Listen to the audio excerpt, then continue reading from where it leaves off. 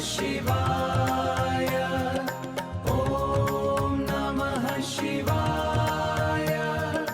ॐ नमः शिवाय। ॐ नमः शिवाय। ॐ नमः शिवाय। नमस्कार, मैं हूं शनाया गर्ग और आप देख रहे हैं आंखें न्यूज़ 24। हमारे साथ अभी मौजूद हैं पटना के निवासी वंशवर्धन जी। इनसे हम अभी जानेंगे कि अभी जो नाग पंचमी आने वाला है उसकी क्या महत्व है, क्या कब शुभ मुहूर्त है उसका और उसकी पूजा किस तरह से करनी चाहिए। सबसे पहले तो सर आपका बहुत बहुत धन्यवाद, आपने अपना कीमती समय हमारे लिए निकाला। सर मैं सबसे पहले ये जानना चाहूँगी कि नाग पंचमी का जो मुहूर्त है, नाग पंचमी किस दिन मनाया जा रहा है। नागपंचमी बड़े अच्छे दिन पर इस बार आया है और सच में देखा जाए तो वर्षों के बाद, कम से कम 25 वर्षों के बाद इस बार नागपंचमी का संयोग ऐसा हुआ है जिसे दुर्लभ योग कहा जा सकता है। श्रावण में सोमवार का विशेष महत्व है और हम लोग जब भगवान शिव का पूजन करते हैं तो इस बात का ध्यान देते हैं कि वो शिववास में हो। ये शिववास क्या है? शिव हमेशा अलग अलग स्थान बदलते रहते हैं। कभी वो नंदी पर सवार होकर के घूमते हैं, उस समय अपने भक्तों को आशीर्वाद देते हैं। कभी ऐसा होता है वो गौरी के साथ हैं, आशीर्वाद देने की मुद्रा में होते हैं। कभी वो शमशान में होते हैं, कभी वो कैलाश पर होते हैं, कभी भोजन पर होते हैं, कभी क्रीड़ा पर होते हैं। ये 6 स्थान हैं। श्रावण में वैसे शिववास देखने की प्रथा नहीं है, परंतु जो हम लोग कहते हैं ना, सोने में सुगंध आ जाना, तो इस बार के जितने सोमवार हैं ये सारे के सारे शिववास में हैं। नाग पंचमी के दिन शिववास है और नाग पंचमी सोमवार को मनाया जा रहा है। ये अति विशिष्ट मुहूर्त है। इस समय नाग पंचमी का पूजा विशेष फलदायी है और किसी भी भक्त को अपने कष्ट से मुक्ति के लिए भगवान वासुकी की, तक्षक की, नागों की पूजा आराधना करनी चाहिए, इसमें जरा भी संदेह नहीं है। इसलिए नाग पंचमी का पूजन सोमवार 17 अगस्त को निश्चय ही मनाना चाहिए। दूसरे किसी भी दिन नाग पंचमी नहीं है, तिथि की कोई हानि नहीं है। इसीलिए सोमवार को नाग पंचमी का व्रत पूजन करना, नागों को प्रसन्न करना अत्यंत आवश्यक और शुभ है। जैसे कि आपने बताया सर कि सोमवार को शिव जी का दिन है और उसी दिन नाग पंचमी का तिथि पड़ रहा है। इसकी शुभ मुहूर्त क्या है पूजा करने की। इस बार नाग पंचमी के पूजन के लिए किसी मुहूर्त की आवश्यकता नहीं है। ब्रह्म मुहूर्त से मतलब सूर्योदय के 1.5 घटी पहले ब्रह्म मुहूर्त शुरू हो जाता है। लगभग ये 4:30 बजे सुबह का समय होता है। उस समय से बिल्कुल शाम तक, सूर्यास्त के पहले तक नागों की पूजा की जा सकती है। इसमें कोई परेशानी नहीं है, इसीलिए किसी विशेष शुभ मुहूर्त की आवश्यकता नहीं है। वैसे सुबह में 6:35 तक के बाद, 6:35 तक शुभ योग है। इसके बाद साध्य योग है। ये दोनों ही योग अति उत्तम योग हैं। इन योगों में नागों की पूजा अत्यंत मधुर है और इससे शुभ फल की प्राप्ति होगी। जैसा कि अभी हमने जाना कि नाग पंचमी कब है तथा इसमें शुभ मुहूर्त क्या है पूजा करने की, तो अब हम ये जानेंगे कि नाग पंचमी सर मनाया क्यों जाता है, इसकी इतनी महत्व क्यों है। सबसे पहले तो एक बात मैं बताना चाहूँगा कि सनातन को जानने के लिए इस बात को जानना आवश्यक है कि सनातन में पूजा ही क्यों बताया गया है। क्योंकि सनातन प्रकृति का विज्ञान है, सनातन धर्म नहीं है, सनातन विज्ञान है और इससे ही किसी भी प्रकार के विज्ञान की उत्पत्ति हुई है। दूसरे अर्थों में ये कह दिया जाए, धर्म की बात की जाए, लोग कह देते हैं कि हिंदू, मुस्लिम, सिख, ईसाई वगैरह कहते हैं, लेकिन सच ये है कि ये सारे के सारे पंथ हैं। धर्म केवल एक सनातन है। पूरे ब्रह्मांड में एक ही धर्म है, वो सनातन।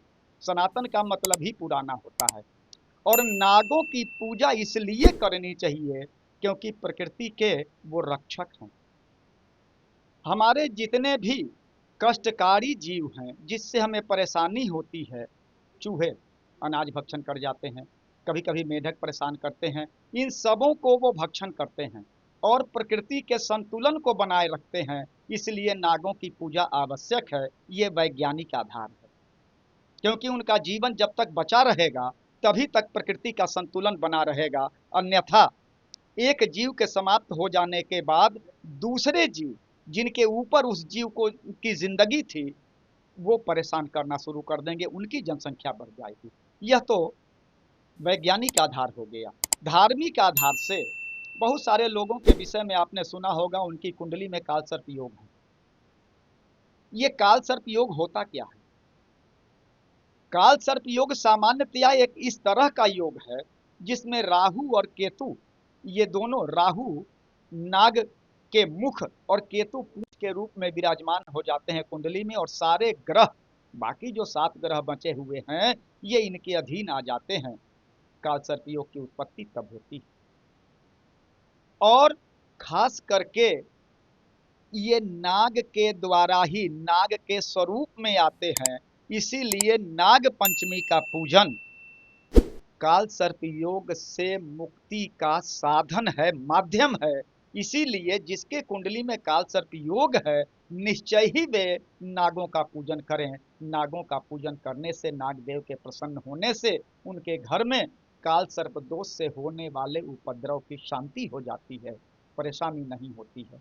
और वैसे भी जिनकी कुंडली में कालसर्प योग नहीं है, वे नागों से ये प्रार्थना करते हैं कि हे नागदेव, हे तक्षक, क्योंकि तक्षक जो हैं वो रक्षक भी हैं, निवेदन करते हैं कि हे तक्षक, हमारे घर में आप निवास करें, परंतु हमें आपसे कष्ट नहीं हो, इसका भी ध्यान रखें।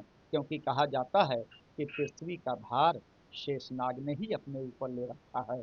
तो जिस शेष ने पृथ्वी को अपने ऊपर धारण किया है, उनका पूजन करना, उनका सम्मान करना, उनका आभार व्यक्त करना हमारा नैतिक धर्म होता है। इसीलिए नागों का पूजन और नाग पंचमी का पूजन अत्यंत आवश्यक है और सभी को करना चाहिए, इसमें संदेह जरा भी नहीं है।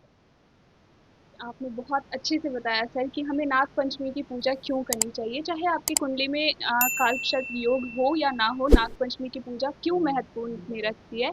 अब सर मेरा एक और सवाल ये है कि इस पूजा को करने की विधि क्या होनी चाहिए, सही मायने क्या है इस पूजा को करने? हाँ, प्रश्न तो आपने बड़ा अच्छा किया है, और हमारी परेशानी ये है कि इसी बात को लोग जानने का प्रयास नहीं करते हैं कि हमें कौन सा काम कैसे कर लेना है। एक बात पूजन की सामान्य विधि है, किसी भी तरह का हम पूजन करते हैं एक सामान्य विधि है। भगवान जिनका पूजन कर रहे हैं हम उनको देव मान के पूजन करते हैं। 84 लाख योनियां जो कही जाती हैं, ये 84 लाख योनि कहने का मतलब है कि पूरी सृष्टि में, पूरे ब्रह्मांड में 84 लाख ही ऑब्जेक्ट हैं, उन्हीं का पूजन हम करते हैं। उनमें एक नाग भी है। 84 लाख योनि में मनुष्य भी है, पेड़ पौधे, पहाड़, पत्तियां, नदी, तालाब, ये सब के सब योनि के अंदर आते हैं।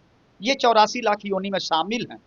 हम नाग जब पूजन करते हैं, जिनका भी पूजन करते हैं, पूजन करने का एक तात्पर्य होता है कि हम उनसे निवेदन करते हैं कि आप मेरी ओर देखें, मेरी बातों को सुनें और मेरे कष्टों को शमन करें, मेरे कष्टों के शांति का प्रयास करें। पूजा का सिर्फ इतना ही महत्व होता है। अब उसको आप जिस भाषा में कहते हैं, तो सबसे पहले पूजन में ये होता है स्नान ध्यान कराना। तो मैं जहाँ तक बताता हूँ पूजन की विधि ये है, आप जिसका पूजन कर रहे हैं आपके सामने वो है, आप उसके सामने बैठे हैं, स्वयं को देखें और उनको देखें जिनका पूजन कर रहे हैं। आपने स्नान किया, आप उन्हें स्नान कराएं। आपने स्नान के बाद अपने शरीर को कपड़ों से सुखाया, उनको भी सुखाएं। इसके बाद आपने वस्त्र धारण किया, उन्हें वस्त्र धारण कराएं। इसके बाद आपने, जो पुरुष हैं वो जनेऊ वगैरह पहनते हैं, उनको भी जनेऊ दें। जो महिलाएं हैं वो जनेऊ धारण नहीं करती हैं, लेकिन जो देव हैं उनको जनेऊ दें।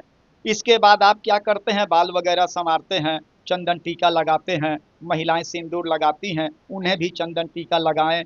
इसके बाद हम ये करते हैं कि माला वगैरह धारण करते हैं, ये सामान्य प्रक्रिया है। ऐसे ही उन्हें भी माला धारण कराएं। इसके बाद धूप दीप करें। धूप दीप का भी वैज्ञानिक महत्व है। धूप और दीप किया क्यों जाता है? धूप और दीप करके जो नेगेटिव एनर्जी है, बुरी शक्तियां हैं, उनको शांत किया जाता है, उनका शमन किया जाता है, वो कर लेना है।